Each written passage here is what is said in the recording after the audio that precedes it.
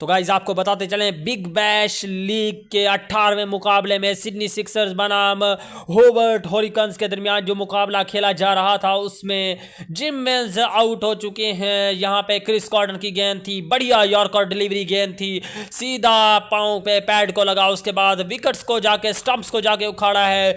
11 run की inning खेलने के बाद वापस पवेलियन जाते हुए जिम मिल्स और अपनी टीम को मुश्किल में बसाते हुए जा रही हैं।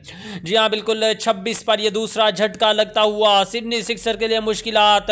162 का ताकुब करते हुए दूसरी विकेट गंवा चुकी है अपनी चौथे ही ओवर में। यहां पर जिम मिल्स आउट होते हुए नजर आए हैं और 26 पर यह दूसरा झटका लग चुका है सिडनी सिक्सर